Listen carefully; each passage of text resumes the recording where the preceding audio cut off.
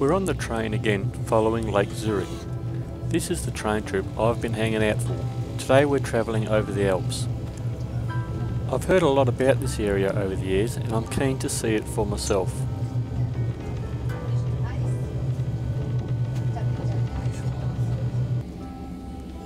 The lake comes up on both sides as we leave.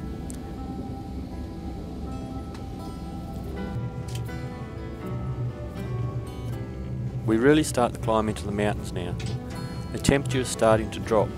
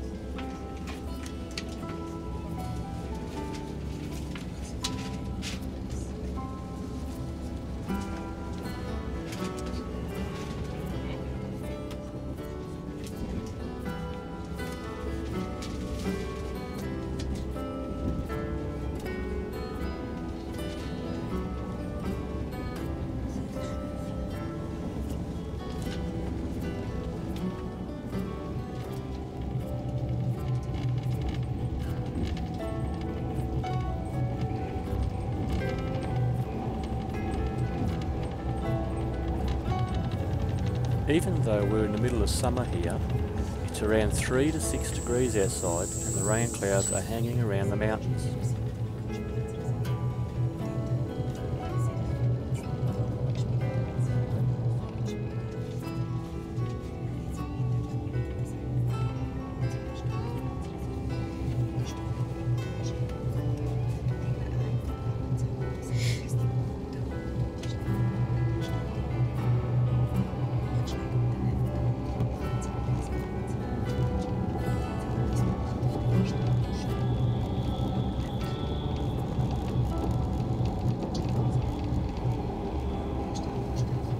There are tunnels and bridges everywhere. As soon as you come out of one, you're into the next one, and sometimes you're in them for 10 or so minutes.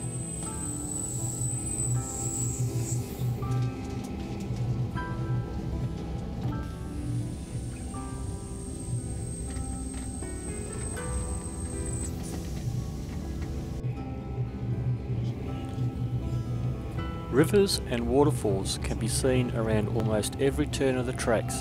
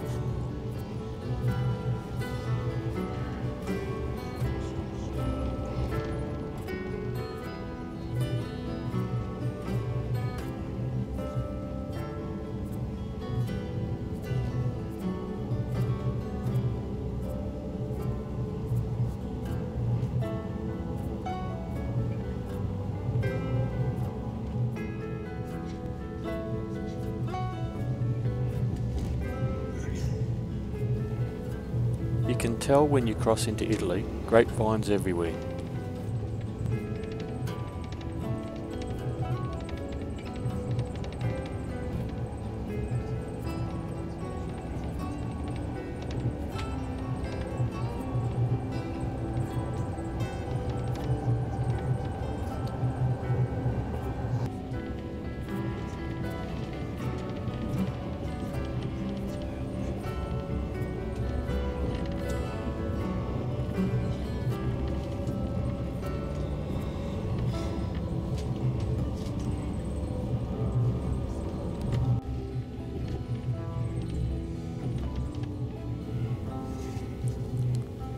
While I'm not that interested to drive in the cities, I think it would be great to do this section in a car over a few days.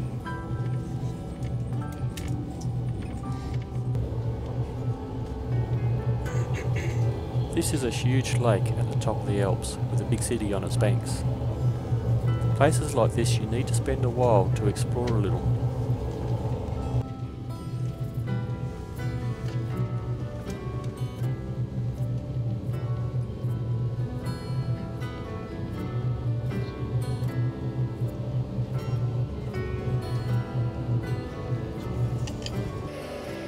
We are now over the mountains and down on the flats and on the last push into Venice.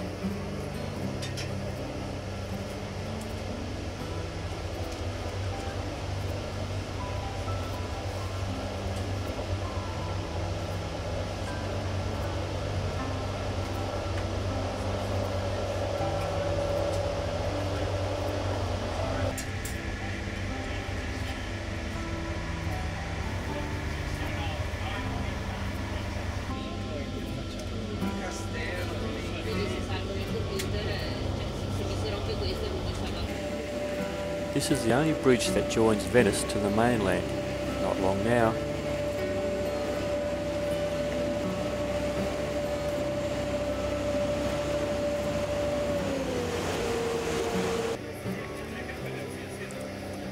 These are some of the barges that bring the goods to the city.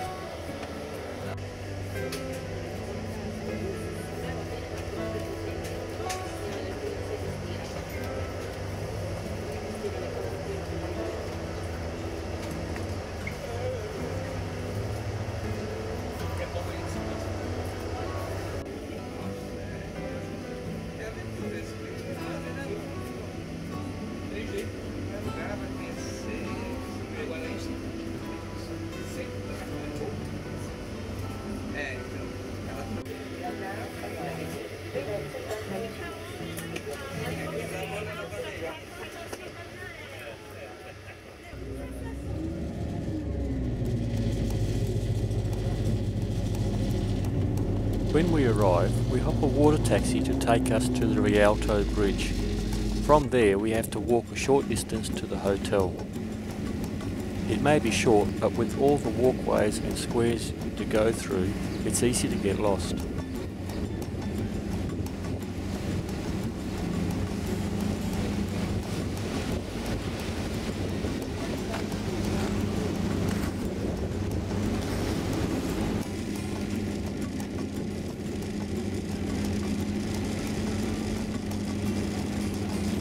As soon as you get here, you're just overwhelmed at everything. You just don't know where to look first.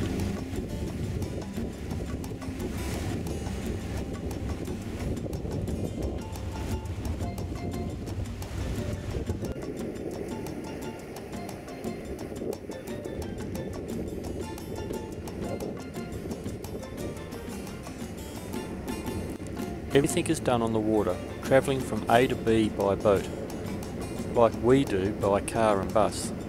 Even deliveries are done by boat.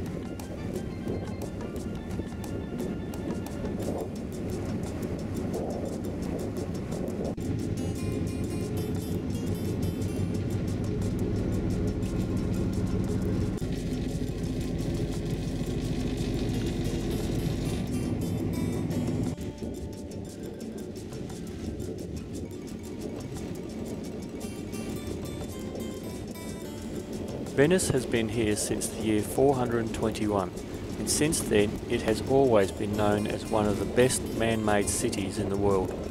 There are 118 islands, all joined together by bridges, with the main and most well-known bridge the Rialto Bridge.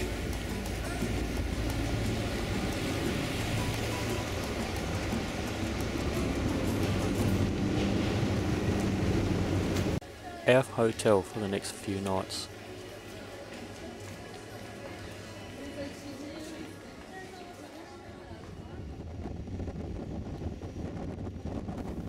Everything revolves around the main square, St. Mark's Square. It's the meeting place and the place to be seen.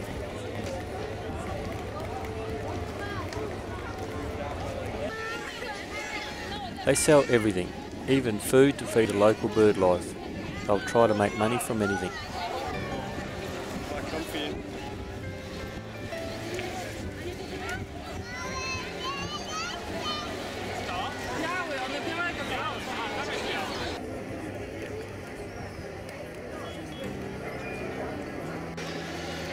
Prepare to queue for a long time to get into some of the main attractions. The Basilica of St. Mark, completed in 1063.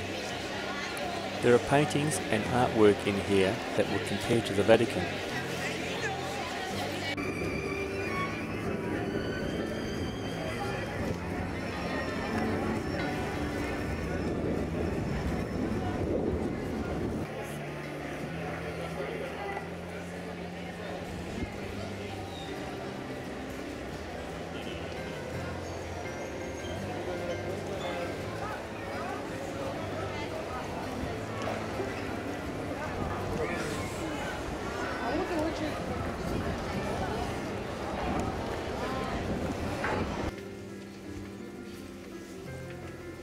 There are hundreds of little alleys, all filled with little shops, all selling the same thing. The only difference is that you can find a bargain if you get off the main alleys. You could be here for a week and you would never go into the same restaurant or drinking house twice.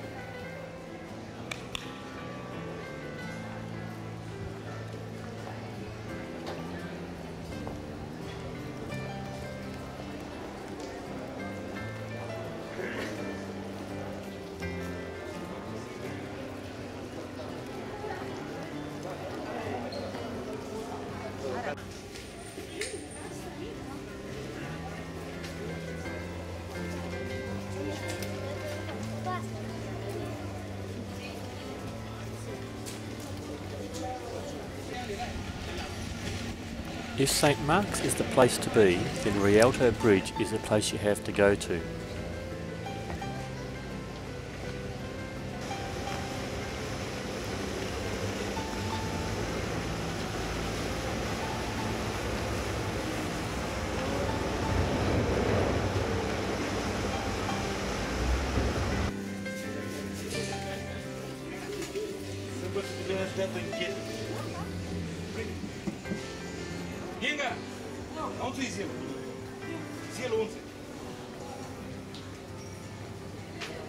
The history in buildings is amazing around every corner.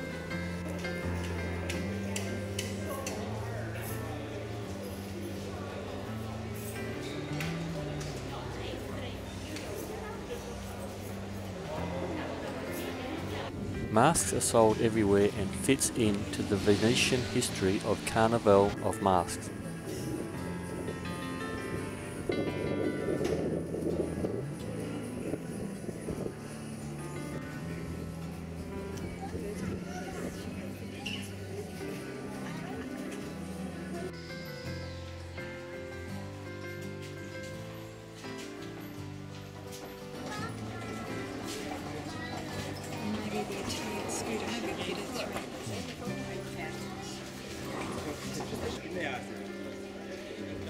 E acqua limpidissima, e ora vediamo con lui, ora dobbiamo There are over 160 bridges here, and after you have gone over 50 or 60 of them, your legs start to get pretty sore.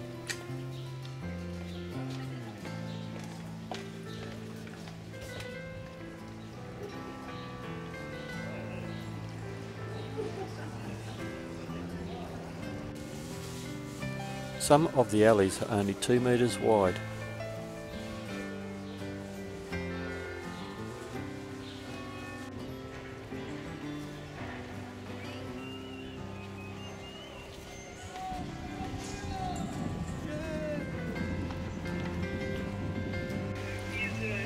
Here you can take the bus, or boat, to one of the many stops around the island. Once you can work out how the ticket machine works,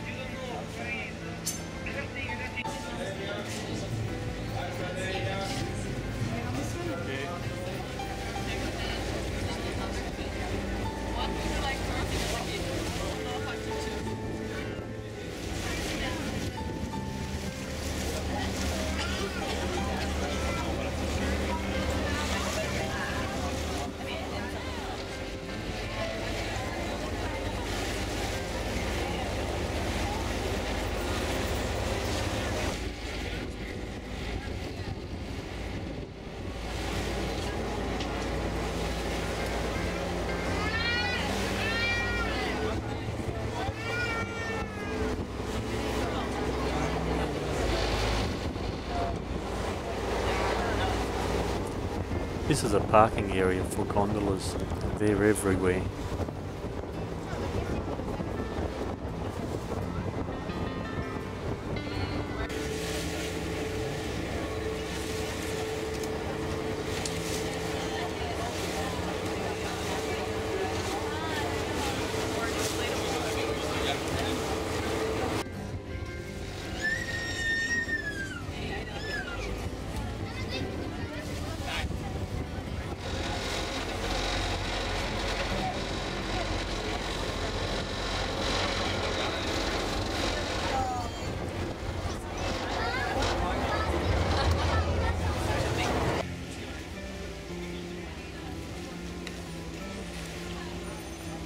We're back to the market stalls more near the main St Mark's area.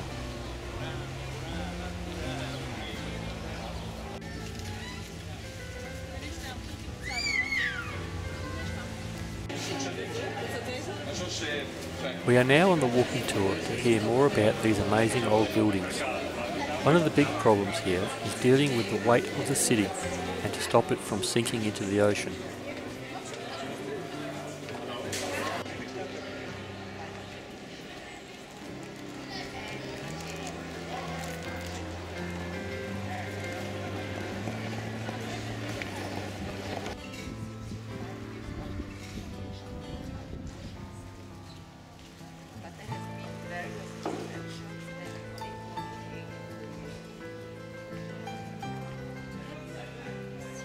You can see this tower has a lean on it. They had to put steel reinforcement into it to help hold it up.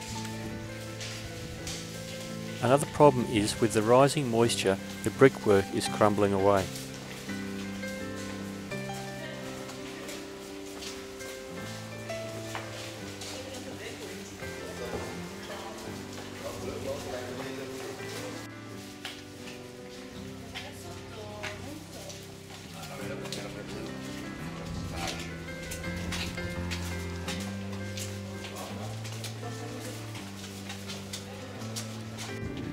Here is a building that has been recently renovated and ready for government officers to move in.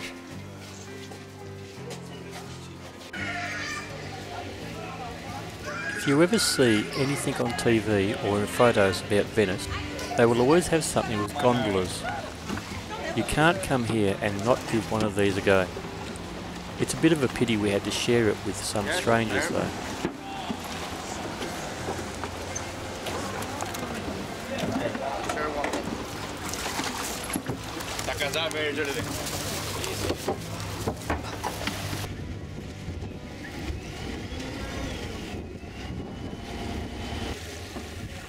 It's amazing how stable they are in rough weather, and they appear to be easy to move with the wind blowing a gale.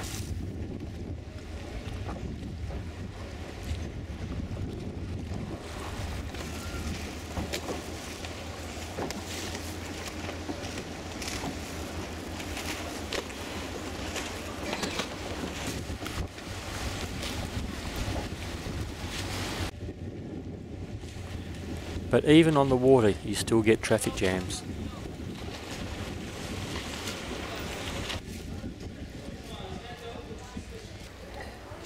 There was a taxi trying to do a pickup from one of the hotels, so with no whinging or complaining, all the gondolas just moved to the side with a couple of quick flicks of their paddle to let the taxi move in and do the pickup and leave.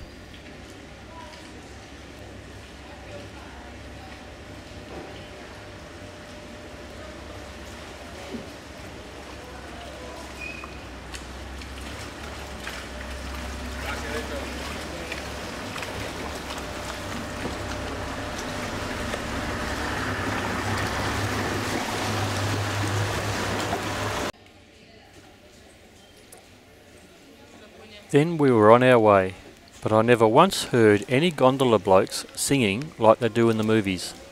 Hang on, what's that?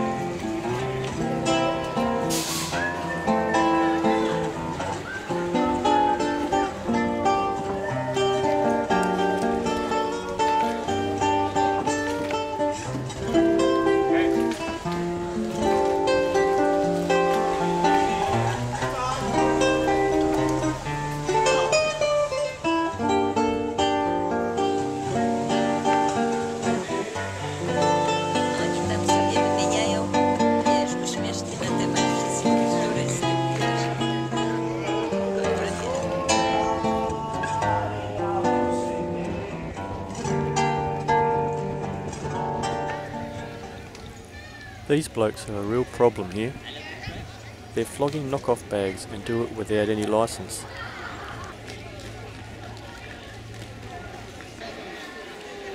There can be 4 to 8 of them at any one time in any one spot, and they keep on the move to stay in front of the cops.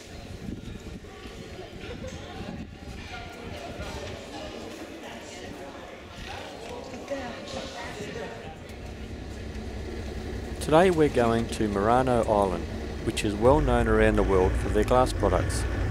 Because our hotel has spent many thousands of dollars on products, they are considered to be a very special customer. For that, we get a free taxi out there and a personal demo with their own slick salesman and access to the special VIP display area. I wonder if they have the RAC out here.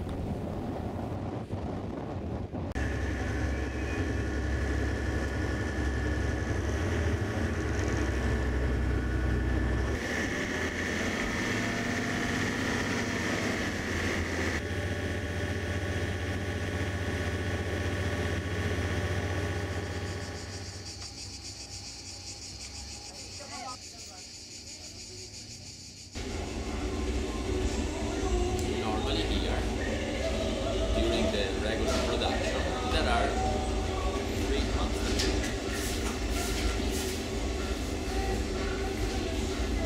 Sand melted. At first, as we Sand melted in the oven. arrange flower paint. It is a clear glass, and it is just picked up from the oven. The oven where there are some containers for demonstrations.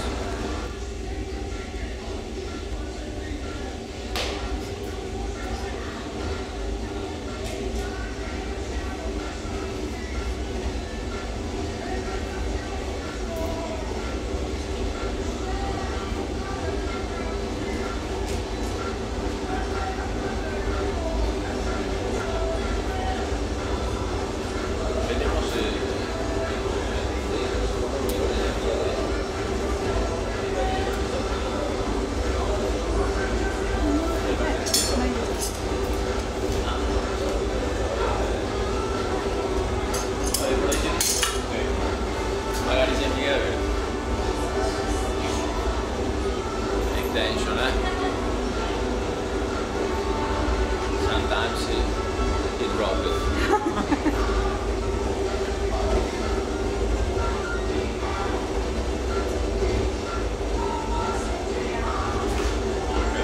He has made a strange waste with the person.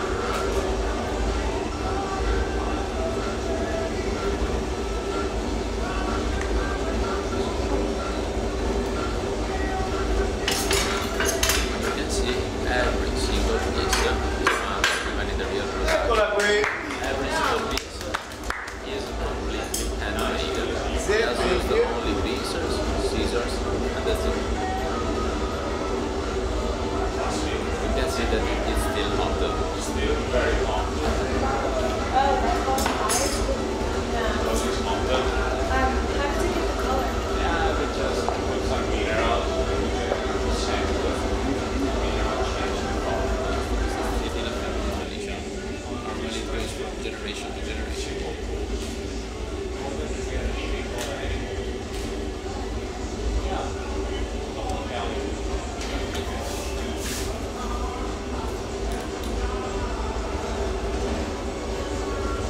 So from a whole class,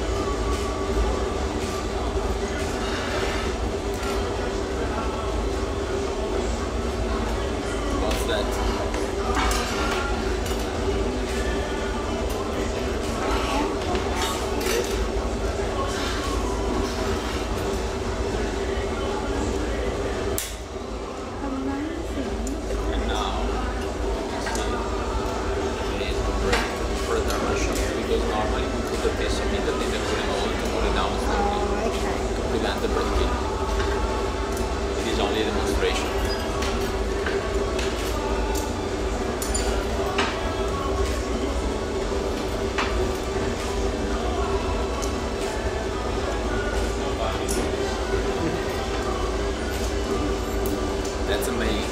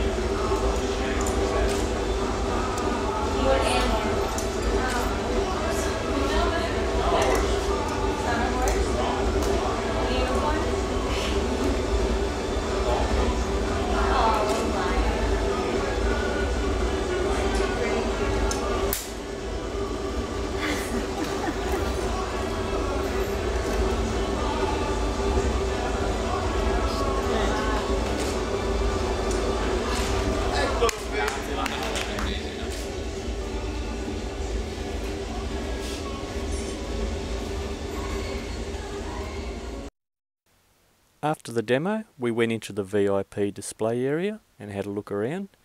I wasn't allowed to film in there, so here are some photos I got from the internet.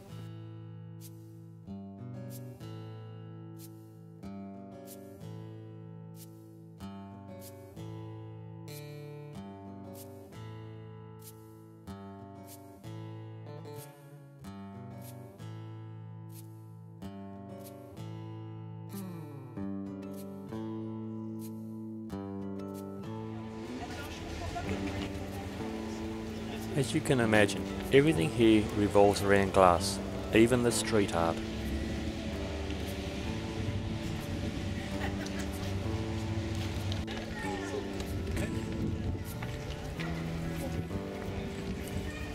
I find it hard to imagine how much time and patience it would have needed to make these pieces.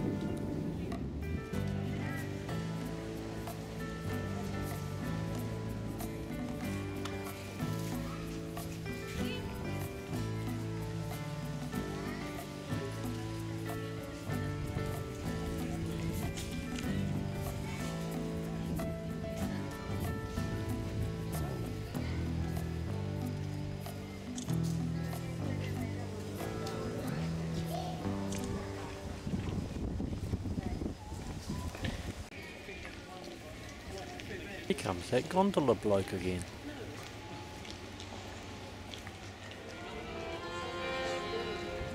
Anche se avverso il destino domani sarà, oggi ti sono vicino perché sospira, non parla, parlami d'amore, addio.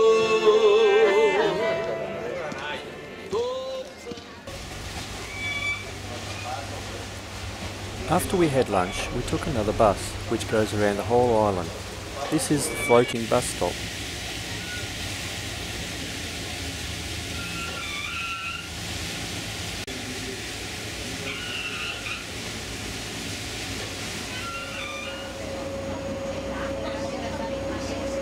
This has got to be the cheapest and best way to get a decent idea of the layout of the island and where what is to each other.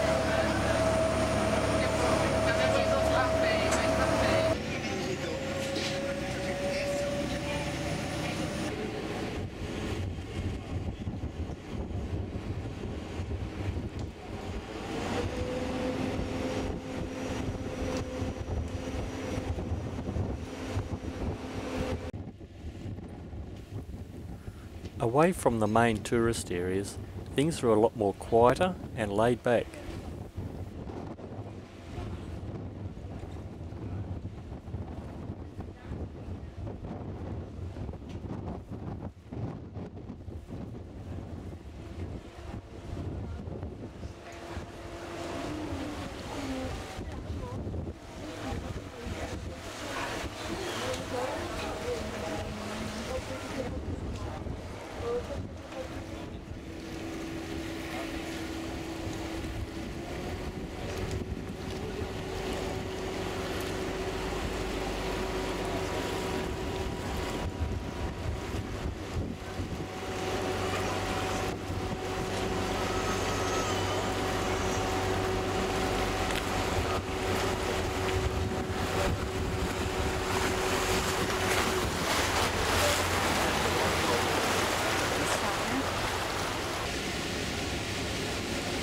one of the more modern bridges.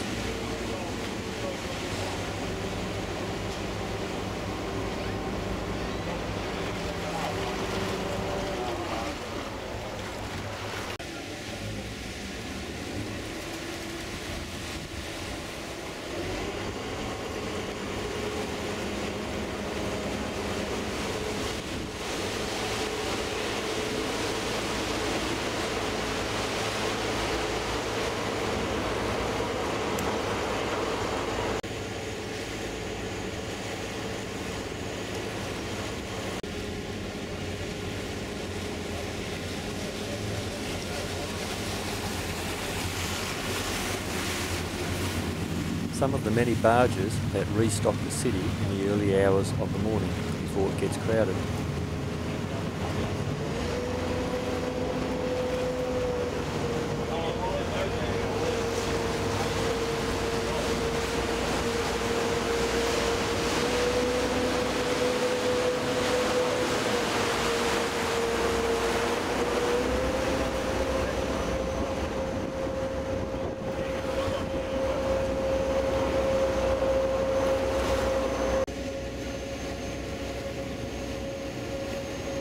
Cruise ships aren't the only ships that come in here. There are many luxury yachts of the rich and famous that spend lots of time here.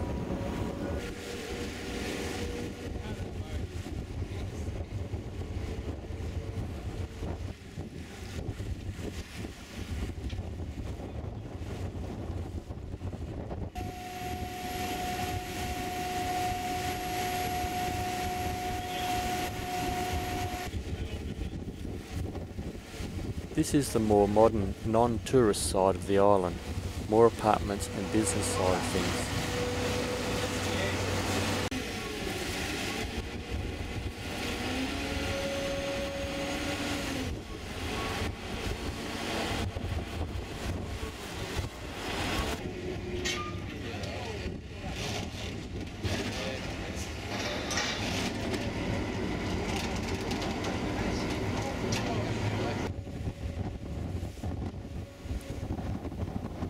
Then we come back to the old town side.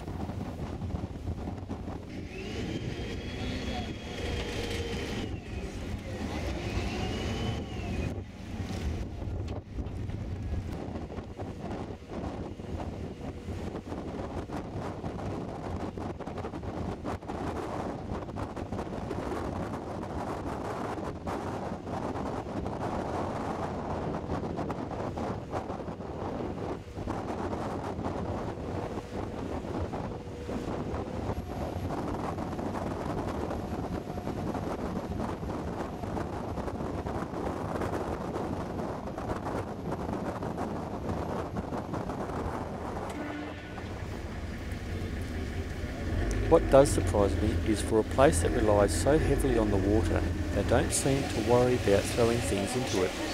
It's a bit hard to see, but this is the rubbish that has washed up on the shore, with plenty more still floating in the water.